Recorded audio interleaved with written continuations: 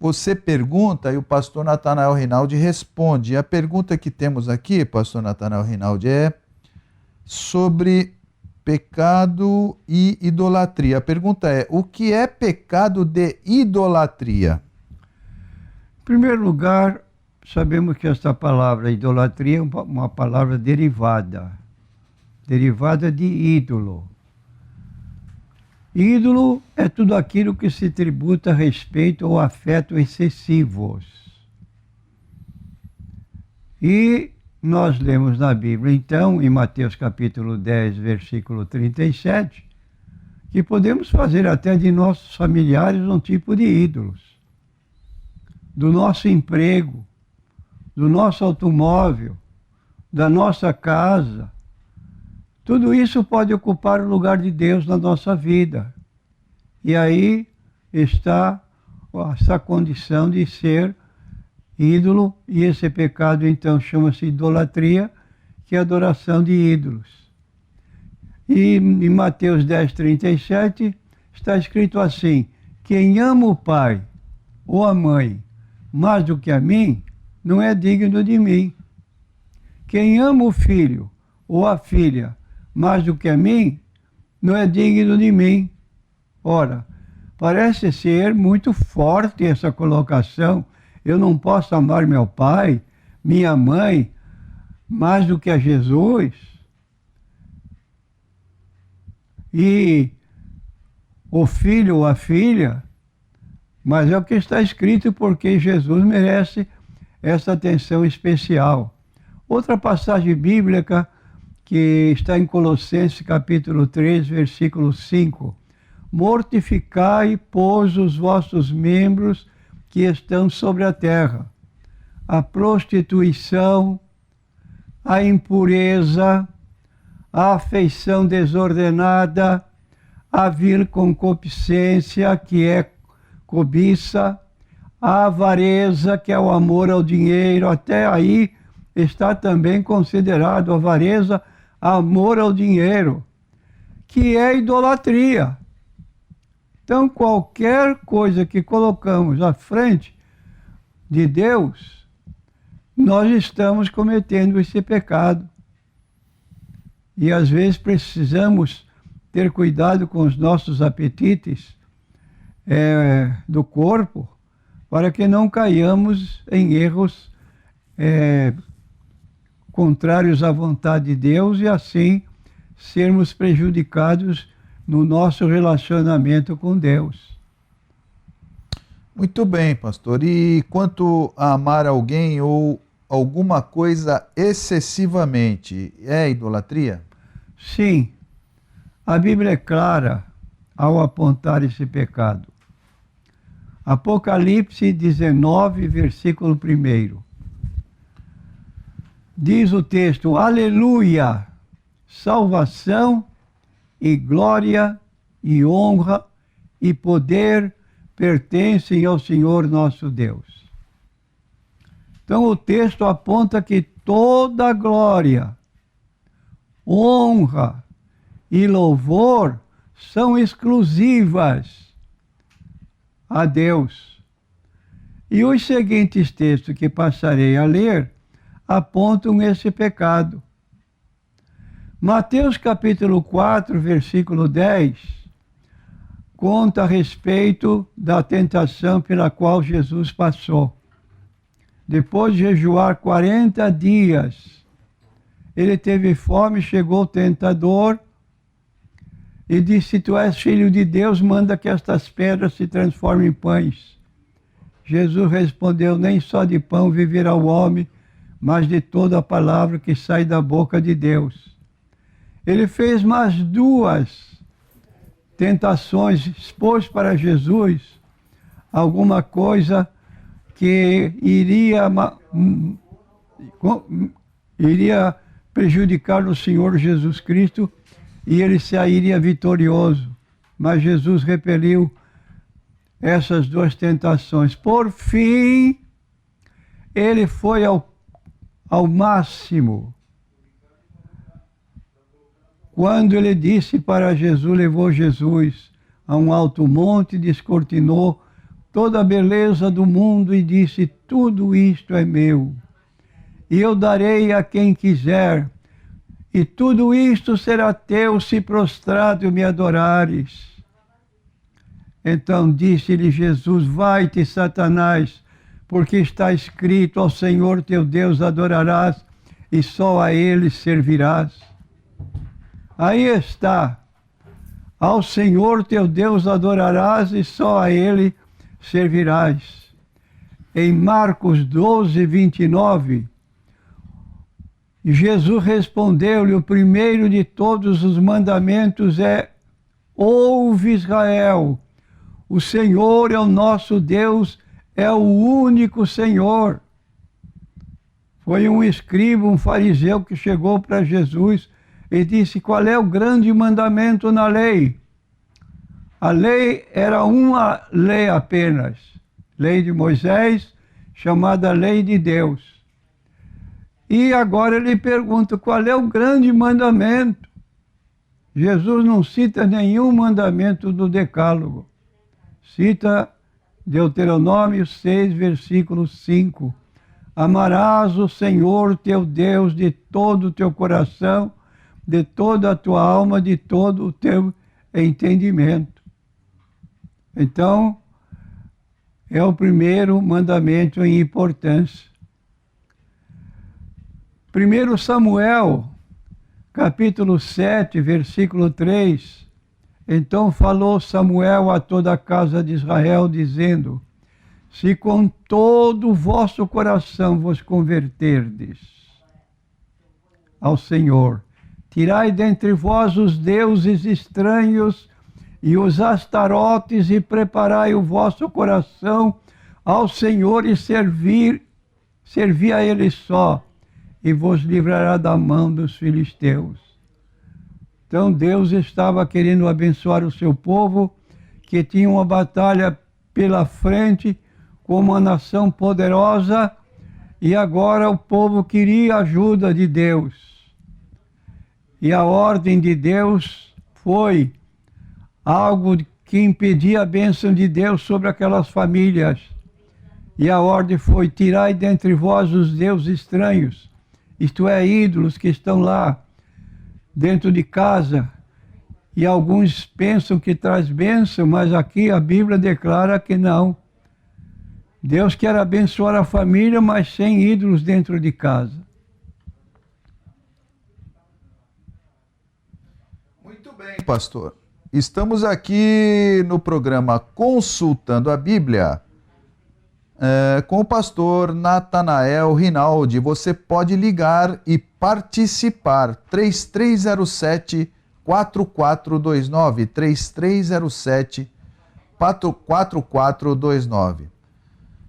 Ainda seguindo essa linha, pastor, de perguntas aqui contra a idolatria, pode o irmão apontar mais algumas passagens bíblicas contra a idolatria? Sem dúvida. Vou começar por Romanos, capítulo 1, versículo 23. Deus reclamando do povo de então: mudaram a glória do Deus incorruptível em semelhança da imagem de homem corruptível, e de aves, e de quadrúpedes, e de répteis. Imagine só que ignorância daquele povo de então. Mudar a glória de Deus incorruptível em semelhança da imagem de um homem corruptível, de aves, de quadrúpedes, de répteis. Até esses animais são colocados como deuses, ou eram colocados como deuses, na própria terra do Egito. Costumava-se dizer: quer conhecer o Deus da sua família? Olha lá no quintal, porque os donos daquela casa tinham seus deuses no quintal, animais como cabra, cachorro, bode, esses animais todos, cobras e outros animais selvagens. Era ali que eles tinham seus deuses e cultuavam. Honrar e servir mais a criatura do que o Criador é exatamente honrar e servir o que dizem ser santos e santas, entre aspas. Até Maria, criatura de Deus, e não deve ser adorada ou venerada. Devemos respeitá-la, pois ela foi uma mulher bem-aventurada. E mais ainda, havia muitas mulheres que estavam esperando ser a mãe do Salvador, segundo a promessa de Isaías 53, segundo a promessa de outras passagens do Antigo Testamento, por exemplo, o lugar do nascimento de Jesus em Miqueias, capítulo 5, versículos 2 e 3. Então havia a expectativa no povo de Israel de alguém seria a mãe do Salvador. Maria foi escolhida. Mas ela, quando tomou conhecimento, através do anjo Gabriel, ela disse: aqui está a serva de Deus. Faça-se tudo conforme a vontade de Deus. Foi bem-aventurada. E nós também admiramos, mas não como sendo digna de qualquer adoração, como nenhum ser humano pode ser adorado. Então, honrar e servir mais a criatura do que o Criador é exatamente honrar e servir o que dizem ser santos e santas, e até mesmo Maria, que é criatura e não deve ser adorada ou venerada. Devemos apenas respeitá-la, pois ela foi uma mulher bem-aventurada. Muito bem. E a Bíblia, pastor, ela adota ou indica o culto prestado às imagens de esculturas como idolatria? Sem dúvida. E eu quero citar agora um livro do Novo Testamento, que é Atos 17, versículo 29. Sendo nós, pois, geração de Deus, não havemos de cuidar que a divindade seja semelhante ao ouro, ou à prata, ou à pedra esculpida por artifício e imaginação dos homens. Então aqui está dizendo, se nós fomos criados à imagem de Deus, não podemos admitir que qualquer objeto de ouro, ou de prata, ou de pedra esculpida, pelo conhecimento, pela imaginação do homem, com a sabedoria que ele deu, fazer um ídolo para se prostrar diante dele. Outro texto muito interessante é Isaías, capítulo 30, versículo 22. E terás por contaminadas as coberturas de tuas esculturas de prata e o revestimento das tuas esculturas fundidas de ouro, e as lançará fora como um pano imundo, e dirás a cada uma delas: fora daqui. Veja que linguagem íngreme, ou seja, linguagem pesada, que Deus falou através do profeta Isaías para o povo de Israel, que estava apostatando da fé e se voltando para a idolatria. E todos nós sabemos que imagem de escultura não devem ser adoradas, nem são merecedoras de alguma coisa, pois é matéria bruta, gesso, metal, que não fazem nada. O erro, portanto, vem em fazê-la para representar almas de mortos, que chamam de santos e santas, para os venerar, fazer pedidos, pois está escrito em João 14, versículo 13, e tudo quanto pedirdes em meu nome, eu o farei, para que o Pai seja glorificado no Filho. Então estamos aí ordenados a pedir ao Pai, em nome do seu Filho Jesus Cristo. João 15, versículo 16. Não me escolhestes vós a mim, Mas eu vos escolhi a vós, e vos nomeei para que vades e deis frutos, e o vosso fruto permaneça, a fim de que tudo quanto em meu nome pedirdes ao Pai, Ele vô-lo conceda. Repetindo o texto, João 15:16. E ainda João 16, versículo 23.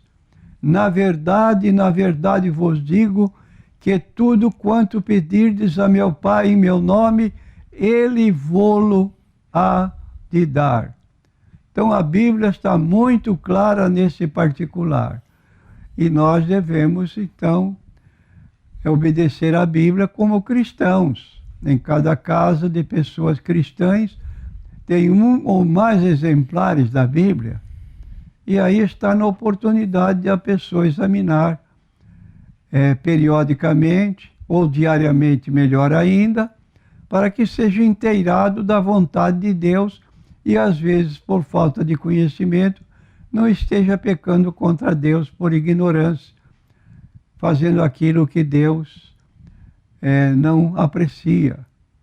E perceba acima o Senhor Jesus dizendo que se deve fazer qualquer pedido somente a Ele, para que Deus Pai seja glorificado através do Deus Filho e não em santos. Senão Jesus teria dito: tudo quanto pedirdes em meu nome, ou em nome de santos, eu farei. Jesus deixou só Ele como opção. E há uma grande diferença, podemos continuar ainda, entre pedir uma ajuda em oração, intercessão para alguém que está vivo, e aqui neste mundo físico, e pedir ajuda a alguém que já não está mais entre nós neste mundo físico. Mesmo havendo vida após a morte, mundo espiritual. Pastor, e quanto à doutrina de beatificação e canonização utilizada pela Igreja Católica, tem algum apoio bíblico? Não. Deus é o único onipresente. Só Deus pode estar ao mesmo tempo ouvindo e respondendo às orações de todos ao mesmo tempo. E também as almas dos mortos não ficam entre nós para que nos ouçam. Então, nós podemos pedir oração a uma pessoa viva que ore por nós. É recomendado orar uns pelos outros. Mas por uma pessoa que já partiu deste mundo, não é recomendado à luz da Bíblia Sagrada. Pergunta que nos chega neste momento, e você pode fazer a sua pergunta também pelo 3307-4429. A irmã Regina Blanco está aqui ao telefone aguardando a sua ligação, seu pedido de oração, a sua pergunta. É a seguinte, pastor Natanael, a pessoa aqui pergunta assim: uma vez salvo, sempre salvo? É a pergunta aqui de uma pessoa que não quer se identificar. Discordamos dessa posição. A Bíblia fala no livro do Apocalipse: ser fiel até a morte, e eu te darei a coroa da vida. O apóstolo Paulo, por sua vez, no capítulo 4 de Timóteo, versículo 1, o Espírito Santo solenemente declara que nos últimos tempos alguns apostatarão da fé, dando ouvidos a espíritos enganadores e a espíritos de demônios. Logo, apostatar só pode referir-se a uma pessoa que estava salva, havia recebido Cristo como Salvador e Senhor. Mas, com a continuidade do tempo, falta de vigilância, como Jesus declarou: vigiai e orai para que não entreis em tentação, deixou-se cair em erros, voltando à vida velha e pior, acrescentando ainda comunicação com espíritos demoníacos, como acontece quando uma pessoa é cristã, aceita Cristo como Salvador e vai a uma sessão espírita para falar com, eventualmente, com alguém parentesco já falecido, e que através do médium ela faz perguntas e, segundo o médium responde, o espírito dessa pessoa procurada dá uma resposta. Tudo isso é fora de propósito, porque os mortos não se comunicam com os vivos. Está no livro de Hebreus 9, 27. Aos homens está ordenado morrer uma só vez, vindo depois disso o juízo. Ora, se não é o próprio morto, falecido, parente da pessoa que o procura para ter uma comunicação, saber do seu estado, se não é, então a pergunta que se levanta, quem será? Ora, só podemos admitir o que diz o apóstolo Paulo na sua segunda carta aos Coríntios, onde ele declara que o próprio Satanás se transfigura em anjo de luz e não é demais que os seus ministros se transfigurem em ministros de justiça. Então, uma pessoa que é apostata da fé, essa pessoa que podia declarar-se salva, agora ela perdeu a salvação. Guarda bem o que tens para que ninguém tome a tua coroa. E a vida cristã é uma vida de completa ou de inteira vigilância. Como Jesus disse para os 2 discípulos lá no jardim de Getsemane, vigiai e orai para que não entreis em tentação. Afastou-se por um pouco e quando voltou, encontrou os 2 dormindo. Nem uma hora pudestes velar conosco. Qual o resultado? Pedro, tão intrépido, aquele que se declarava ao lado de Cristo, disposto a morrer por ele, foi acompanhando Jesus de longe, até que Jesus chegou ao pretório para ser julgado, e ele ficou do lado de fora e ali negou Jesus diante de 2 empregadas. Saiu dali e chorou amargamente. Arrependeu-se, teve retorno. Já não se deu o mesmo com Judas Iscariotes. Vendeu Jesus por 30 moedas de prata e depois arrependeu-se, devolveu as moedas e foi se enforcar. Então é preciso que analisemos cada caso de per si e não aleatoriamente digamos, uma vez salvo, salvo para sempre. Vigia e ore para não cair em tentação. Rapidamente, pastor Natanael, prezados ouvintes, o Adiel aqui da Assembleia de Deus pergunta, há salvação para os suicidas? A Bíblia nos diz que não. No livro de Hebreus, no capítulo 10, nós encontramos o apóstolo Paulo falando de pecar deliberadamente. Diz o apóstolo, porque se pecarmos voluntariamente depois de termos recebido o conhecimento da verdade, já não resta mais sacrifício pelos pecados, mas uma certa expectação horrível de juízo e ardor de fogo que há de devorar os adversários. Então aqui está uma pessoa suicida, ela está agindo por conta própria. Ela não tem direito de tirar a sua vida. O Código Penal brasileiro estabelece que a vida é um bem indisponível. Indisponível significa que eu não posso tirar a minha própria vida, nenhum ser humano tem o direito de tirar a própria vida. E uma pessoa que se submete a essa situação, se for um cristão, É como diz aqui, deliberadamente ele resolveu pecar contra Deus.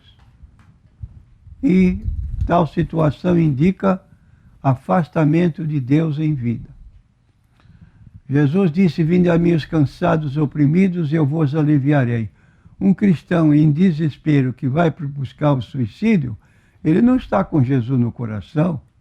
Ele devia clamar a Jesus, pedir misericórdia e esperar dele a solução para o caso que eventualmente estivesse passando.